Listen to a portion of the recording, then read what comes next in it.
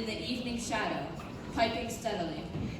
As he played, stars appeared in the darkening sky. A boy can see that one of the stars burned more brightly than the others, and he could not take his eyes off of it. He did not hear his mother call him from a small house nearby. A moment later, she called again. Amal, time to go to bed. Coming. How many times must I ask before you listen? I'm sorry, Mother. Hurry in. It's time to go to bed. Mother, let me stay a little longer. The wind is cold. But my cloak is warm.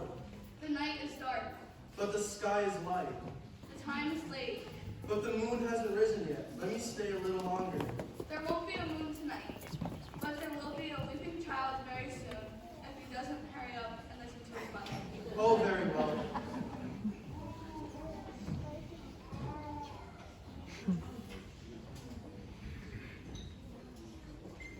What was keeping you outside? Oh, Mother, you should go out and see. There's never been such a sky. Hanging over our roof, there is a star as large as a window. The star has a tail, and it moves across the sky like a chariot on fire. Oh, Mom. Well, when will you stop telling lies? All day long, you wander about in a dream. Here we are, with nothing to eat, not a stick of wood on the fire, not a drop of oil in the jug. And all you do is worry your mother with fairy tales. Oh, Mom, have you forgotten your promise, never to lie to your mother again? Mother, I'm not lying. Please believe me. Come outside and let me show you. See for yourself. Why should I believe you? You come at me with a new one every day. First it was a leopard with a woman's head. Then it was a fish as big as a boat, with whiskers like a cat, and wings like a bat, and horns like a goat. And now it is a star as large as a window. Or was it a carriage? If that wasn't enough, the star has a tail, and the tail is made of fire. But there is the star. It has a tail this long. Well, only this long, but it's there. My dreamer, good night. Amal kissed his mother, and then lay down on the straw mat with his crutch nearby. Covering Amal with her cloak, his mother lay down on a bench near the fireplace and was soon asleep. Awake in a dark room, Amal heard singing in the distance. Please join us for We Three Kings.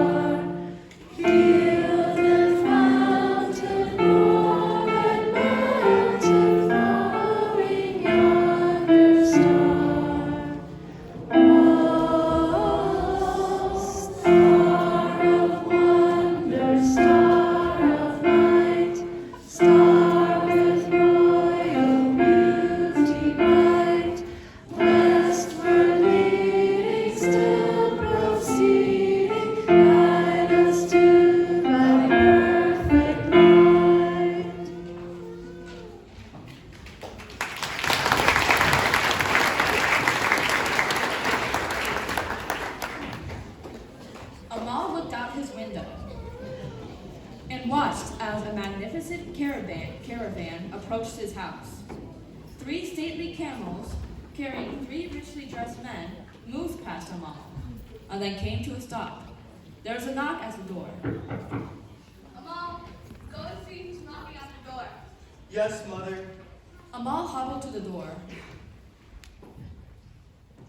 and opened it with a crack. One of the richly dressed men from the caravan was standing before him. Up close, Amal could see that the man was wearing a crown. Amal stared for a moment, and then he quickly closed the door and hurried back to his mother. Mother, Mother, Mother, come with me. I want to be sure you see what I see. Who is it? Mother, outside the door there is a king with a crown. Amal hurried back to the door and peered through it. Mother, Mother, Mother, come with me. I want to be sure you see what I see. There's not a king outside. There are 2 kings. Don't you make up any more tales. Who is it? Amal went back to the door, looked out, and returned to his mother, saying, Sure enough, there aren't 2 kings outside. There are 3 kings. Oh, I'm going to the door myself. And then, young man, you'll have a record of me. As the door swung open, Amal's mother gasped, and then bowed low. For standing in the doorway were 3 men dressed in royal splendor. Each king carried a treasure. 1, a softly burnished chalice of myrrh. 1, a gleaming urn of incense. And 1, an elaborate coffer of gold. Good evening. Noble sires, May we rest a while in your house and warm ourselves by your fireplace? I'm a poor widow. All I can offer you is a cold fireplace and a bed of straw. But to these you are welcome. The page announced loudly. King Balthazar, King Melchior. It is nice here. You can only stay a little while. You must not lose sight of our star. The page set a place for the kings to rest.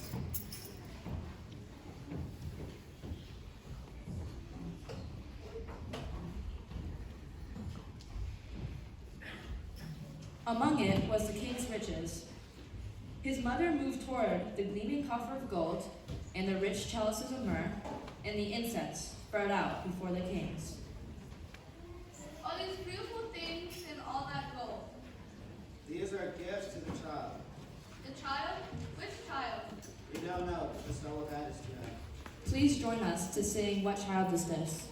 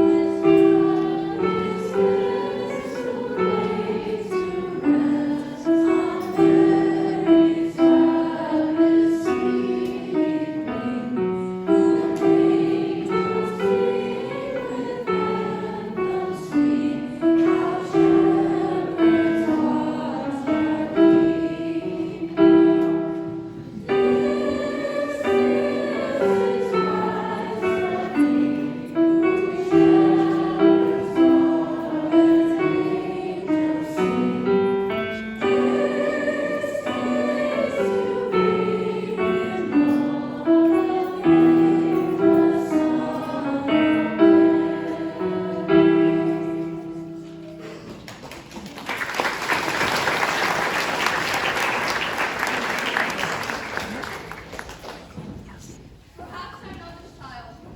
What does he look like? Have you seen a child, the color of wheat, the color of dawn? His eyes are mild, and his hands are those of a king. We bring him incense, myrrh, and gold to him, and the eastern star is our guide. The child you seek over the seas and the winds on his palm, the moon and the stars at his feet. Before him, the eagle is gentle, the lion is meek. Suddenly, a sharp call was heard. From the doorway, Amal's mother saw lanterns brightening in the dark night. Shepherds and their families gathered to honor the kings and bring them gifts.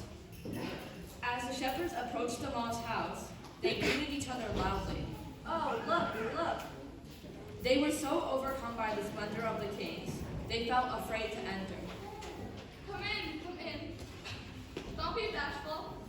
Show what you brought them. Go on, go on, go on. No, you go on.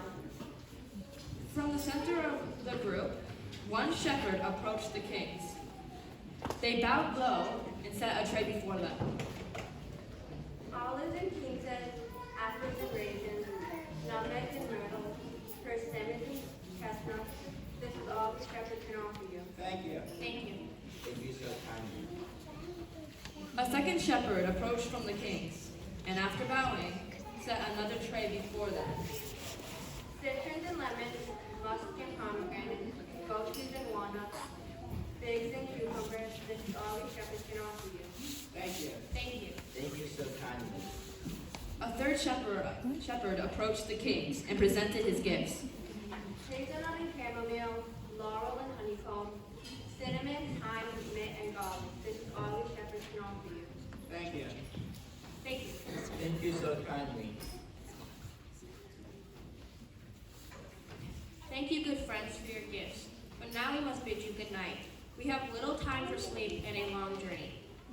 Bowing as they pass before the kings,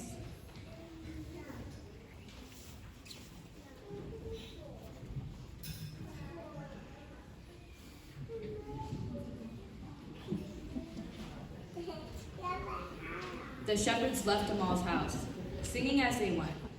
Please join us to sing the Silent Night.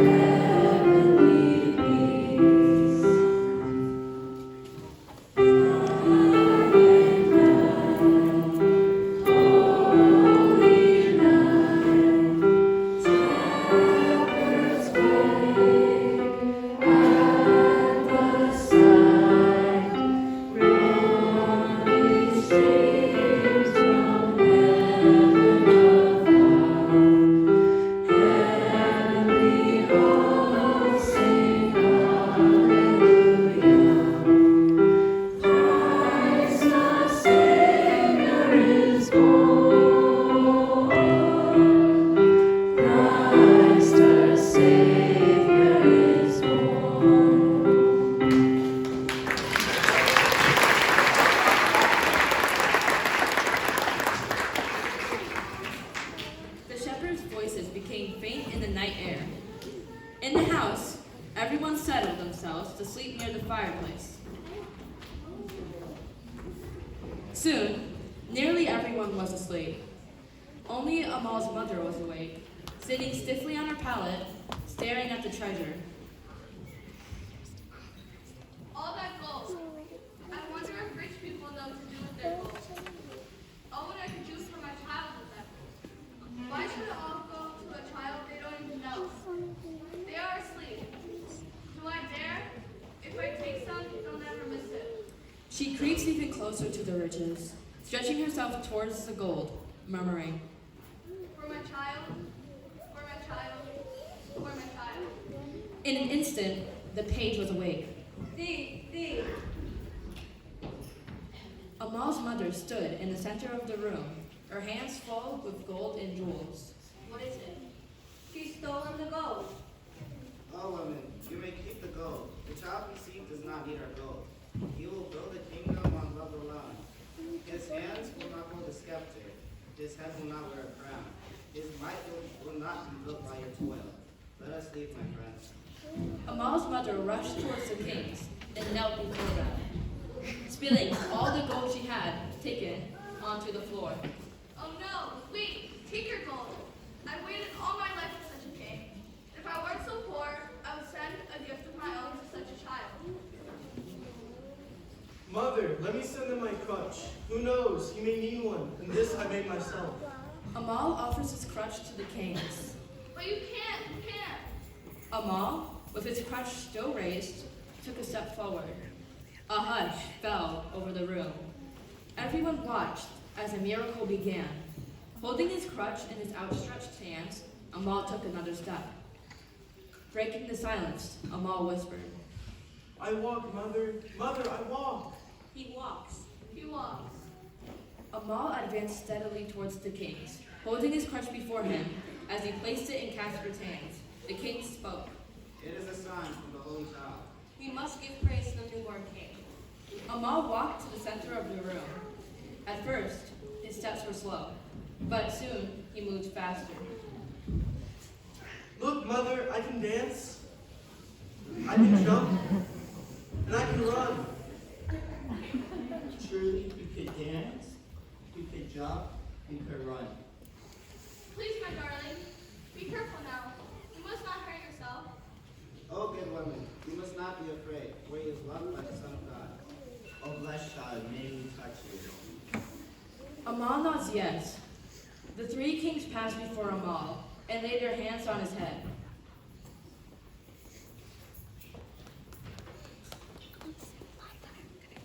I miss your papa. Then each king picked up his gift to the Christ child and prepared to leave, for it was time to continue their journey. I'm healed, Mother. Let me go with the kings. I want to take my crutch to the child myself. Yes, good woman, let him come with us. We'll take good care of him, and we'll bring him home on a camelback. Do you really want to go? Yes, Mother. Are you sure? Sure? I'm sure. Yes, I think you should go. Bring things to the child himself. I shall miss you very much. Are you ready? Yes, I'm ready. Let's go then. Melchior and Amal took their places behind Casper and Balthazar and the page. The caravan waited outside the house. Amal hurried back to his mother to say goodbye one more time. Amal waved to his mother, standing in the doorway of their houses and smiling. She waved back. The caravan turned the corner.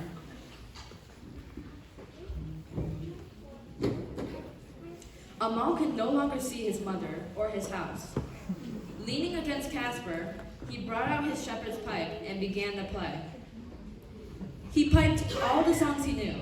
He piped first for the Christ child, then for the kings, next for his mother, for the shepherds, even for the page. And as he piped, the caravan moved onward.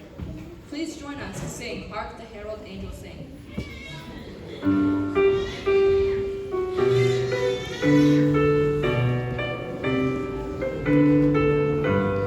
Hark the herald angels sing, glory to the newborn King. Peace on earth and mercy mild, God and sinners reconcile. Joyful all ye nations rise, from the triumph of the skies. With angelic hosts proclaim, Christ is born in Bethlehem. Hark the herald angels sing, glory to the newborn